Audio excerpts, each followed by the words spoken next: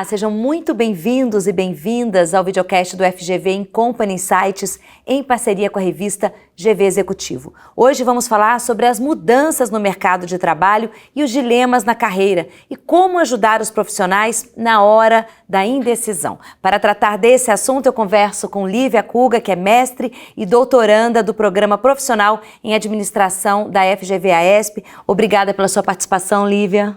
Opa, obrigada, é sempre um prazer estar aqui com a FGV, minha escola. Lívia, tecnologia, né? A gente tem uma revolução tecnológica, mudanças no mercado de trabalho provocadas também pela pandemia, e tem uma pesquisa que mostra que 51% da população mundial tem algum dilema ou desejam sair do seu emprego. É um número alto, né? Que fatores que levam esse profissional a repensar o seu emprego? Boa, obrigada pela pergunta. É um assunto bem complexo, né? Acho que a gente pode olhar primeiro sobre uma ótica de mercado mesmo, né? Então, quando você olha há 100 anos atrás, todo mundo estava nas fazendas, né? Numa relação agrícola, uma relação agrária em termos de trabalho, né? E aí, um pouco depois, a gente começou a ter as cidades, começou o movimento de industrialização e começaram com isso a ter, né, os conglomerados, né, as corporações, e começou, a partir disso, a criar as escadinhas de carreira, né, a hierarquia. Com isso surgiu, inclusive, a diferenciação da palavra trabalho para carreira, né? Então, carreira é diferente de trabalho, porque a carreira é uma progressão, né? E aí, o que aconteceu logo em seguida? Vamos para os anos 2000, mais ou menos, né? O boom do www. Com a globalização, o mundo deixou de ser só o conglomerado X, eu vou ficar o resto da minha vida aqui. E sim, eu tenho outras opções, porque eu consigo acessar em vários lugares diferentes do mundo, né? A globalização trouxe isso, junto com a tecnologia, e a partir disso, o que acontece é a gente está com excesso de opções.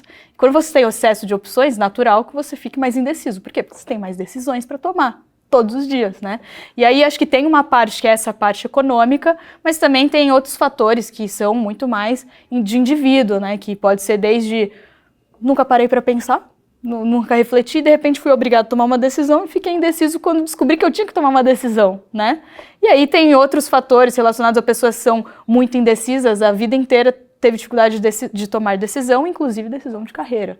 E aí tem pessoas que querem tomar decisão, mas elas não têm informações relevantes e elas se tornam indecisas com relação à carreira. Então, acho que tem vários motivos pelos quais as pessoas acabam tendo esses dilemas e desejam sair dos seus empregos, né? Então, tem essa parte e tem, obviamente, né, a própria empresa com, enfim, suas dificuldades de fazer os profissionais ascenderem nas suas carreiras, ou problemas com chefes, problemas com lideranças, que a gente sabe que isso aí, se digitar em qualquer jornal, você começa a encontrar um montão de matéria, né? E a gente começou a falar, ter burnout, né?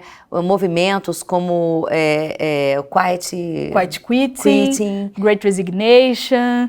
A pandemia ela acabou catalisando esses fenômenos que eles já vinham acontecendo, né? Isso faz com que as pessoas repensem também. Claro, né? Inclusive o trabalho remoto, né?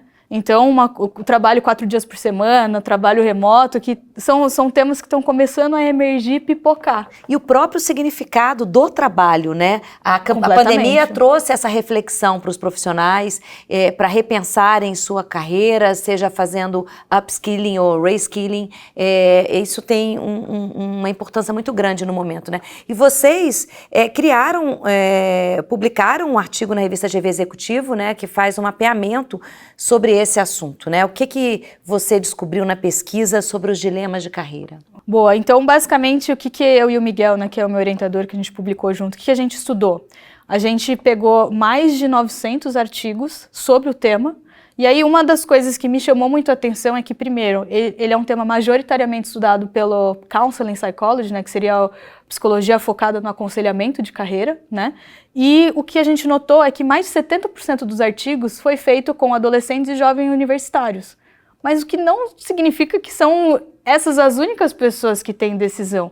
eu vejo que eu mesma como profissional de mercado, né, eu com certeza entrevistei muito mais de 1000 profissionais ao longo da minha trajetória em recursos humanos, e eu via que muitas pessoas, adultos profissionais com 10 anos, 20 anos de experiência, também tinham dilemas, né, também tinham indecisão de carreira. Então, uma das coisas que me chamou a atenção é, de fato, a falta de pesquisas relacionadas com adultos profissionais de mercado que também estão com essas dificuldades. Esses dilemas não é uma coisa que, uma vez que eu escolhi a faculdade, agora nunca mais eu vou ter nenhuma dificuldade. Então, isso é uma coisa interessante.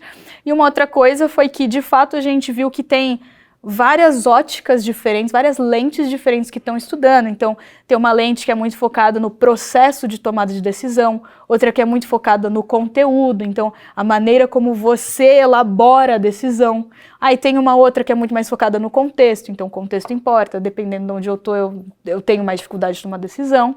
Tem algumas que são mais focadas em teorias críticas, que aí elas criticam tudo, inclusive o conceito de carreira, né? Então tem vários jeitos de se olhar o assunto, né?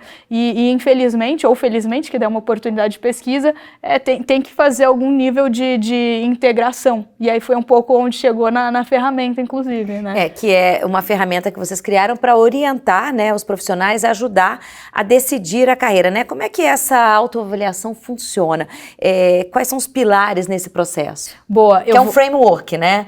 Isso, e aí esse framework, ele foi, a partir desses 900, um pouco mais de 900 artigos que a gente leu, a gente basicamente entendeu essas lentes e falou, bom, vamos dar uma aglutinada aqui e tentar colocar um pouquinho de todas. E a partir disso a gente chegou em 5 pilares. Primeiro, autoconhecimento, ou seja, quais são suas motivações, quais são suas ambições, quais são suas competências, né? Quais são suas aspirações. Aí tem um segundo, que é muito importante também, que é a exploração do mercado. Que é o quê? Gente, o mercado de trabalho está mudando a todo momento, a gente precisa estar olhando. Então, eu, por exemplo, estou na área de recursos humanos, mas ela está mudando. Agora, com a inteligência artificial, ela está de um jeito. Há 10 anos atrás estava de outro, que era o quê? O advento dos softwares, das ATS. Então, a cada momento, você tem que ficar explorando o mercado para ver o que está mudando na carreira do profissional de recursos humanos, por exemplo, né? Então, pilar 1, autoconhecimento, pilar 2, exploração do mercado, pilar 3, aí começa a ser o PDCA, vamos falar assim, que é o planejamento, beleza. Eu sei onde o mercado está indo, quais são as tendências do mercado, e eu sei aonde eu quero chegar. Agora, eu preciso me planejar para chegar lá. Então, você faz lá o seu desenho, o seu plano, que cursos quer fazer, que pessoas você quer conhecer, que atividades você precisa galgar para você chegar no profissional XYZ que você pretende. E aí você tem a ação e a rotina, que é o quê? Beleza, eu planejei, agora eu preciso checklist. Colocar em prática. Preciso executar, exatamente. E por fim, né, a reavaliação. E por que essa reavaliação é tão importante? Porque no final do dia, se você faz planejamento e segue, não necessariamente você vai chegar onde você precisa chegar. Por quê? Porque o mundo está mudando. Lembra a exploração do mercado? As coisas estão mudando o tempo inteiro. Então, às vezes, você planejou as coisas e você atingiu o seu objetivo, você não chegou onde você queria chegar. Por quê? Porque você mudou. Então, você precisa fazer essa reavaliação o tempo inteiro. E algumas pessoas deixam suas carreiras acontecer ao invés de desenhá-las, né? De planejá-las. Como identificar as possibilidades de melhoria? Como é que a gente realmente planeja isso e identifica essas possibilidades? Eu vou falar algumas coisas aqui de cabeça, mas para quem quiser ler o artigo inteiro, que a gente deixou um checklist bem legal lá, tá? Fazer um pouco um xabá aqui, mas basicamente assim, em cada um dos pilares tem coisas que você pode fazer. Então, por exemplo, essa parte de autoconhecimento, acho que ele passa em algumas questões. Obviamente, você pode fazer terapia, você tem, né, orientação profissional, mas você também pode pensar assim, quem são as pessoas que eu admiro e respeito em termos de profissionais? Como que foi a trajetória delas de carreira? Eu ambiciono alguma coisa parecida com a delas?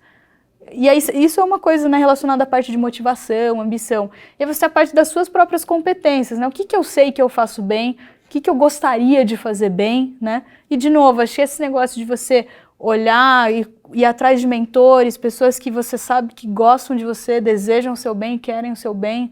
Às vezes um pai, às vezes um professor, às vezes um colega de trabalho, né?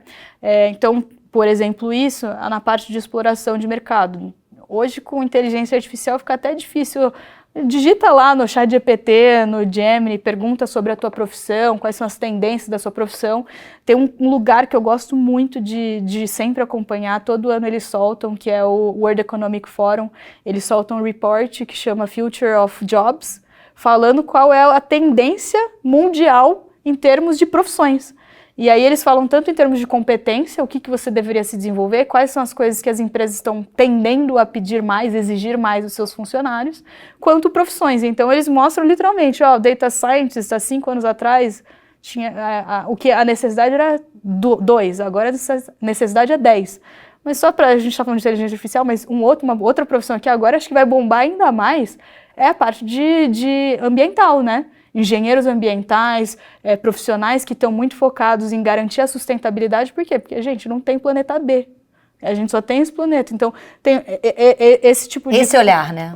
E aí tem uma olhar coisa global. De estudar, assim, ai, gente, eu tô com preguiça. Não, gente, não vai dar para ter preguiça, porque você não pode deixar de protagonizar a sua carreira. Porque se você não protagonizar, alguém vai fazer ela para você. E vai chegar um dia que vão te mandar embora, porque as coisas acontecem, ou você falou, putz, não tô mais feliz, deixa eu ir atrás agora, só que aí vai estar tarde demais, porque você não se preocupou no momento que você deveria estar se preocupando, né? E de novo, qual é o momento que você deveria estar se preocupando? Todos os dias.